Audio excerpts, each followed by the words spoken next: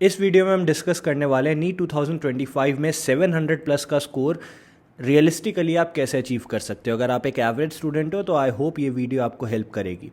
सबसे पहली चीज़ है, स्टेप बाय स्टेप आपको चलना है। 0 से 720 मार्क्स की स्कोर ऐसे ही नहीं लगती है, ऐसी जंप नहीं लगती है। आपको 0 से पहले 300 प्लस जाना है, then 450 plus, 600 plus, 630 plus, 650 plus, 680 plus, then 700 plus आप जाओगे।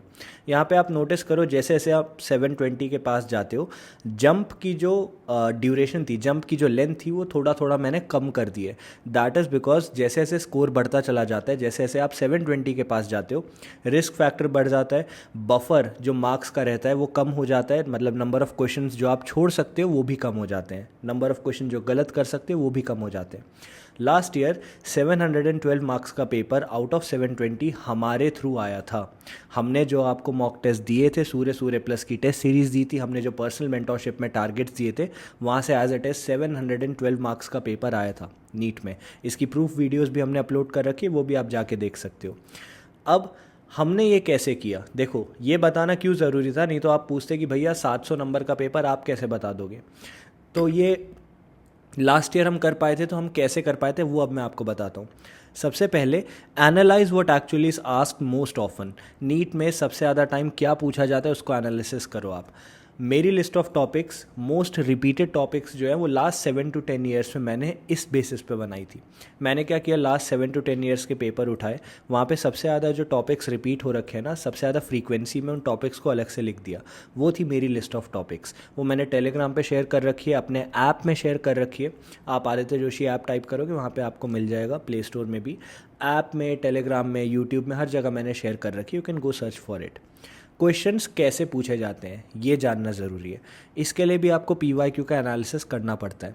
जब आप PYQ का एनालिसिस करते हो ना, तो जो भी PYQ आपको मिलते हैं, क्वेश्चंस आपको मिलते हैं, उनको रिवर्स इंजीनियर करना पड़ता है। इसका मतलब सारे ऑप्शंस को ब्रेक डाउन करना, देखना कि एक्चुअली अगर एक ऑप्शन पूछा गया है तो ये ऑप्शन क्यों पूछा गया है, क्या आप एग्जामिनर के मन में चल रहा होगा, ये मिसलीडिंग बनाने के लिए पूछा गया है कि एक्चुअली ये ऑप्शन कहीं रेलिवेंट है।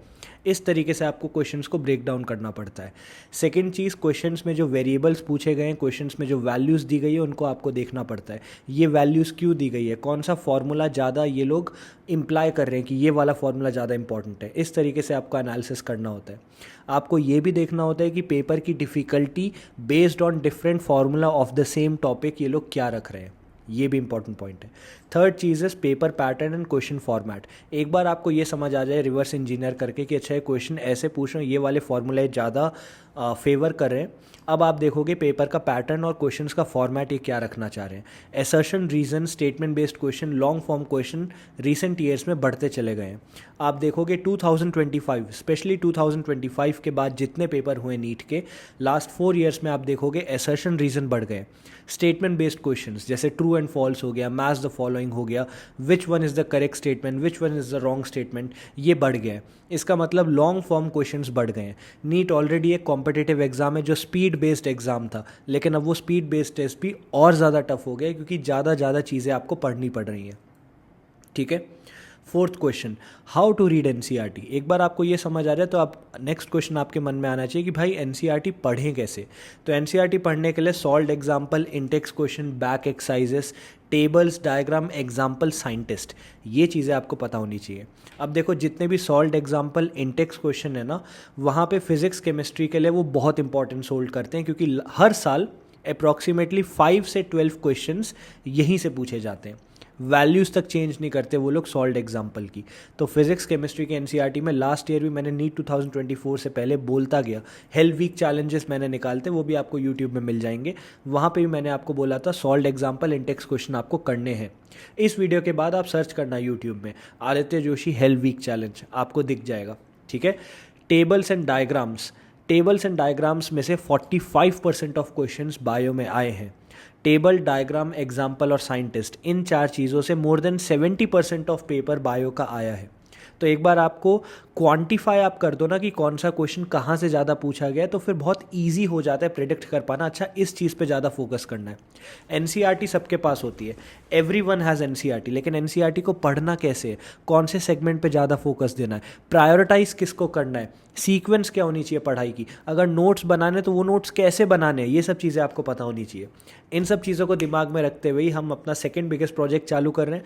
फर्स्ट ईयर में पर्सनल मेंटरशिप प्रोग्राम हमने चालू किया, लास्ट ईयर बहुत अच्छा गया था, बच्चे एम्स में निकले, 600 में से 500 प्लस बच्चों का सिलेक्शन हुआ, 712 नंबर का पेपर हम लाए, और इस साल हम क्या करने वाले हैं, अपनी खुद की बुक लॉन्च करने वाले हैं। ठीक है, लेस देन 1 मंथ के अंदर आपको हमारी खुद की बुक मिल जाएगी। ठीक है, आप लोगों से मैंने पूछा था आपको बुक में क्या चाहिए बताओ, आपने बहुत सारे लोगों ने बताया, इस वीडियो में भी आप सजेशन दे सकते हो।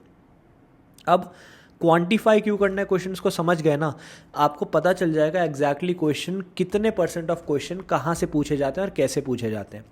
Next point is practice, practice and practice. Mock test की फ्रीक्वेंसी आपको बढ़ा देनी है, नंबर ऑफ मॉक टेस्ट आपको बढ़ा देने हैं, लेकिन एक स्वीट स्पॉट आपको ढूंढना है 2 मॉक टेस्ट के बीच में, मतलब एक परफेक्ट ड्यूरेशन और फ्रीक्वेंसी क्या होनी चाहिए। ये क्यों ज़रूरी है, क्योंकि देखो इनफ होना चाहिए एक्टिव रिकॉल के लिए और रिवीजन के लिए। 2 मॉक टेस्ट के बीच में इतना टाइम ज़रूर होना चाहिए कि भाई एक्चुअली आप पढ़ाई करो और अगले मॉक टेस्ट में स्कोर इंप्रूव हो। अगर अगले मॉक टेस्ट में भी वही गलती हो रही है, स्कोर इंप्रूव नहीं हो रहा, तो उसका कोई मतलब नहीं है। ठीक है, लेकिन इतना गैप भी नहीं होना चाहिए कि फ्लो ही टूट जाए। तो ये एक स्वीट स्पॉट आपको ढूंढना है। इसलिए पर्सनल मेंटरशिप प्रोग्राम में करंटली हम जैसे जैसे सिलेबस कंप्लीट हो रहा है, हम पार्ट सिलेबस से फुल सिलेबस की तरफ ट्रांजिशन कर रहे हैं, और हर 15 डेज में हम मॉक टेस्ट रखते हैं। ये स्वीट स्पॉट हमने अभी ढूंढा है। 1 सिलेबस कंप्लीट हो जाएगा तो ये 15 डेज से 1 वीक में शिफ्ट हो जाएगा। एनालिसिस ऑफ मॉक टेस्ट का एनालिसिस करना बहुत ज़रूरी है, और बहुत बच्चे कर नहीं पाते हैं, गलत तरीके से करते हैं। हर एक क्वेश्चन में पहली बात तो बच्चे क्या करते हैं, जो क्वेश्चन सही हो गया ठीक है, जो क्वेश्चन गलत हो गया उसको देखते हैं। ऐसा आपको नहीं करना है। जो क्वेश्चन गलत हुआ उसको तो देखना ही है, जो क्वेश्चन सही हुआ उसमें भी आपको देखना है। 3 चीज़ें पूछनी है। पहली चीज़ कि आपको एक्चुअली आंसर आता था, और अगर आंसर आता था तो आपको स्टेप आते थे, सारे फॉर्मूला आते थे, हर चीज़ आती थी कि आपने शॉर्टकट अपनाए। सेकेंड चीज़, आपने तुक्का मार के आंसर निकाला कि एक्चुअली आपको आंसर उसका आता था। थर्ड चीज़, आपने एलिमिनेशन प्रोसेस यूज़ किया है क्या, क्योंकि एक बार अगर आप एलिमिनेशन प्रोसेस यूज़ कर लो, इसका मतलब ये नहीं है कि ये सेम क्वेश्चन अगर नीट में आया तो वो सही हो पाएगा। एलिमिनेशन करते समय ऑप्शंस क्या क्या अवेलेबल थे उस पर भी डिटरमाइन करता है बहुत बार कि क्वेश्चन कितना सही हो पाएगा। That is why elimination process में मैं बहुत ज़्यादा बिलीव नहीं करता हूँ। मुझे ये लगता है कि अगर आपने एलिमिनेशन मेथड यूज़ किया और अगर आपने तुक्का मारा है तो इट इज़ बेटर कि उस क्वेश्चन को आप ऐसा मान लो कि ये तुक्के से ही ठीक हुआ है। ठीक है, अगली बार ये क्वेश्चन ठीक नहीं हो पाएगा because I did not actually know how to get to the answer. तो इस क्वेश्चन को दोबारा एनालाइज करो। अब आ जाते हैं फास्टर सिलेबस कंप्लीशन। सिलेबस को जल्दी से जल्दी कंप्लीट करना है आपको। हम अपने पर्सनल मेंटरशिप प्रोग्राम में 3 मंथ्स में सिलेबस कंप्लीट कराते हैं। फ्री शिफ्ट बैच हमने यूट्यूब में चालू किया, उसमें भी 3 मंथ्स में हम पूरा सिलेबस कंप्लीट करा रहे हैं। फ्री में आप लोगों को करा रहे हैं। आप जाओ हमारे चैनल में प्लेलिस्ट में जाके देखो, सारे आपको वहाँ पे लेक्चर्स मिल जाएंगे जो नीट के टॉपर्स ने पढ़ाए हैं। ठीक है, 685 700 मार्क्स वाले बच्चों ने पढ़ाए हैं। जो आपको फिजिक्स पढ़ा रहे हैं उनके फिजिक्स में फुल मार्क्स हैं, जो केमिस्ट्री पढ़ा रहे हैं केमिस्ट्री में फुल मार्क्स हैं। इस तरीके से उनके ब्रिलियंट स्कोर्स के साथ वो अपनी हैक्स शेयर करते हैं, तो आप वो जाके देखो। Handmade notes, DPP, active recall question, theory का एनालिसिस, थोड़ा बहुत जो आपको गैप रह जाता है ना पढ़ाई में कि भैया नहीं समझ आया, ये सब भी हम फ्री में यूट्यूब में करा रहे हैं। और आप ऐप डाउनलोड करके हैंडमेड नोट्स, लेक्चर नोट्स सब कुछ फ्री में डाउनलोड कर सकते हो। अब आ जाते हैं 7th पॉइंट में, मल्टीपल टाइम्स सिलेबस कंप्लीशन। ये एक ऐसी चीज़ है जो बच्चा करना चाहता है लेकिन कर नहीं पाता है। हमने क्या किया, अगस्त में फ्री शिफ्ट बैच चालू किया। अगस्त, सितंबर, अक्टूबर 3 मंथ्स में हम पूरा सिलेबस कंप्लीट करा देंगे। अभी अक्टूबर, मिड अक्टूबर एंड तक पूरा सिलेबस कंप्लीट हो जाएगा। तो फर्स्ट टाइम सिलेबस हो गया। यहाँ पे हमने ब्रॉड तरीके से चले, पूरा सिलेबस कंप्लीट किया। सेकेंड पॉइंट हमारा होने वाला है नवंबर टू जनवरी। यहाँ पे हम सेकेंड टाइम सिलेबस कंप्लीट कराएंगे। यूट्यूब में फ्री में भी होने वाला है, पर्सनल मेंटरशिप में तो होगा ही होगा। जनवरी फरवरी एंड में 3rd टाइम सिलेबस कंप्लीट हो जाएगा। अब आ जाते हैं motivation and mindset. This is also very important. देखो, नेगेटिव थॉट आपके मन में नहीं आने चाहिए।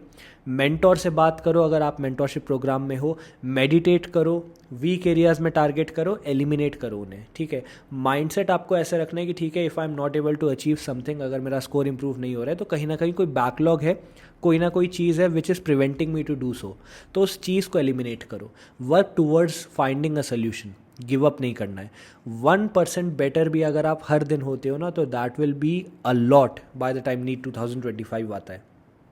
नेक्स्ट और 9th पॉइंट होने वाला है प्रॉपर रिसोर्सेज, मतलब करेक्ट मटेरियल्स। बच्चों को पढ़ना है, बहुत अच्छा पढ़ने का मन भी करता है, लेकिन भैया पढ़े कहाँ से, रिसोर्सेज मटेरियल क्या यूज़ करने हैं।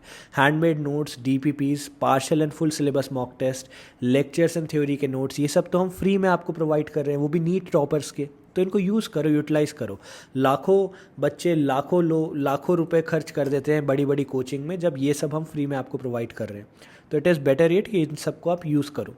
एनसीईआरटी लाइन बाय लाइन 50,000 से ज़्यादा questions, premium questions, hand picked 50,000 से ज़्यादा, 150 plus full syllabus mock test, premium segmented lectures जहाँ पे एनसीईआरटी डायसेक्शन हो गया, क्वेश्चन प्रैक्टिस हो गया, बैक एक्सरसाइजेस हो गया, सॉल्व्ड एग्जाम्पल हो गया, PYQ, Intex question, most expected question, ये सब चीज़ें आपको अपने हम पर्सनल मेंटरशिप प्रोग्राम के प्रीमियम लेक्चर में प्रोवाइड करते हैं। मेरे खुद के लिस्ट ऑफ टॉपिक्स हो गए, रैपिड फायर के क्वेश्चन हो गए, ये सब आपको पर्सनल मेंटरशिप प्रोग्राम में मिलता है।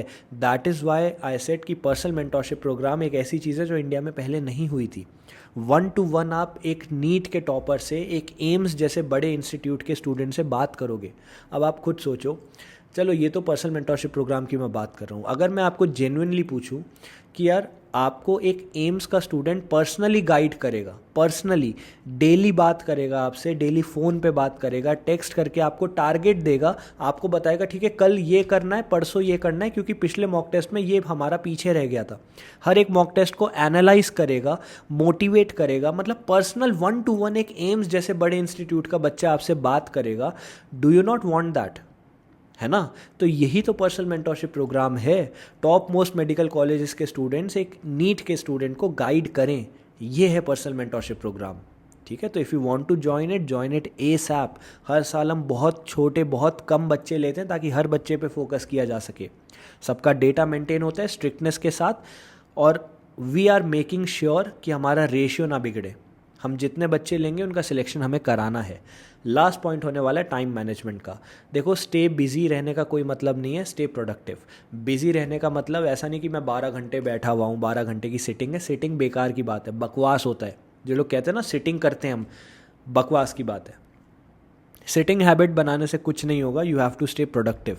अगर आप 5 घंटे, 10 घंटे, 12 घंटे बैठे हुए हो लेकिन पढ़ाई एक्चुअली 2 घंटे ही हो रही है, तो इसका मतलब आप यू आर स्टेइंग बिजी। आप थक भी रहे हो, आप टाइम भी वेस्ट कर रहे हो, लेकिन काम कुछ हो नहीं रहा। इससे बेटर ये कि प्रोडक्टिव रहो। 2 घंटे बैठो लेकिन 2 घंटे अच्छे से पढ़ाई करो। 45 मिनट्स बैठो, पोमोडोरो यूज़ करो, जो करना है करो। ठीक है, सो दिस वॉज समथिंग जो मैं चाहता था आप लोगों के साथ शेयर करूँ। वीडियो छोटी रखी। I hope this video helped.